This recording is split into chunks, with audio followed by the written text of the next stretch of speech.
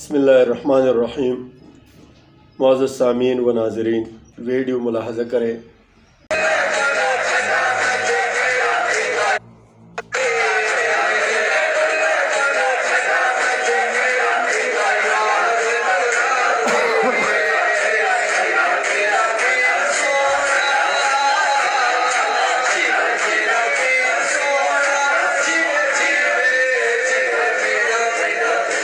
یہ امت مسلمہ میں ذکر کا طریقہ مروج ہو رہا ہے۔ یہ کون سا طریقہ ہے؟ اسی طرح کا طریقہ نہ تو نبی کریم صلی اللہ علیہ وسلم سے ثابت ہے، نہ صحابہ کرام سے ثابت ہے، نہ تابعین سے، محدثین سے، فقہاء سے۔ یہ اصل میں صوفیہ کے طریقے ہیں۔ یہ ان صوفیہ کے طریقے ہیں جو احکام شرعیہ کے اپنے آپ کو پابند نہیں سمجھتے ہیں۔ اگر یہ بات میں کہتا ہوں تو سامعین کے ذہن میں یہ بات آئے گی کہ میں خدا نہ کرے میں ان بزرگوں کی مخالفت کر رہا ہوں جنہوں نے اسلام کی بہت بڑی خدمات کی ہے۔ دیکھو، یہ ہرگز مطلب نہیں ہے۔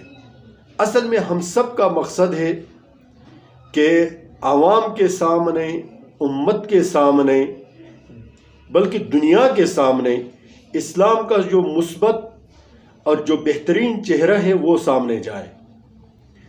اب یہ جو ذکر کا طریقہ ہے، ذکر نبی کریم صلی اللہ علیہ وسلم نے بھی کیا۔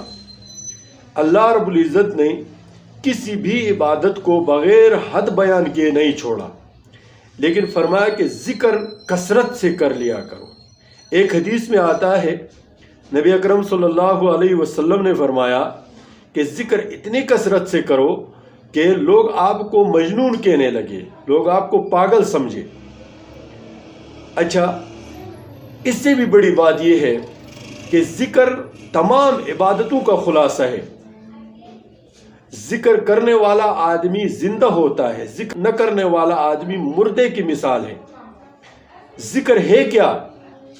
ارے قرآن کی تلاوت ذکر ہے، ارے نماز ذکر ہے، ارے مسجد کے اندر جاتے ہوئے دعا پڑھنا ذکر ہے، مسجد سے باہر نکلتے ہوئے دعا پڑھنا ذکر ہے، حتیٰ کہ واش روم میں جاتے ہوئے ذکر ہے، نکلنے کے بعد ذکر ہے۔ یہ سارے ذکر کا مطلب ہے اللہ رب العزت کی یاد، اللہ رب العزت کا دھیان آپ کو ہر وقت مستحضر رکھے۔ یہ ذکر کا خلاصہ ہے۔ اب قرآن نے بھی حکم دیا، حدیث نے بھی حکم دیا، طریقہ قرآن نے بتایا ذکر کا کہ ذکر کیسے کرنا ہے۔ تو فرمایا اللہ رب العزت کو آہستہ سے یاد کرو اور خشیت سے یاد کرو۔ ایک جگہ پر صحابہ کرام نے ذکر میں آواز بلند کی تو نبی کریم صلی اللہ علیہ وسلم نے فرمایا کہ آپ کسی بہرے یا اندھی ذات کو نہیں پکار رہے، بلکہ آپ سمیع اور بصیر ذات کو پکار رہے ہیں، اس لیے آہستہ سے جو ہے ذکر کرو۔ تو ذکر کرنے کا جو طریقہ ہے وہ نبی کریم صلی اللہ علیہ وسلم نے قولاً و فعلاً و عملاً بتا دیا کہ ذکر کا صحیح طریقہ جو ہے آہستہ کرنا ہے۔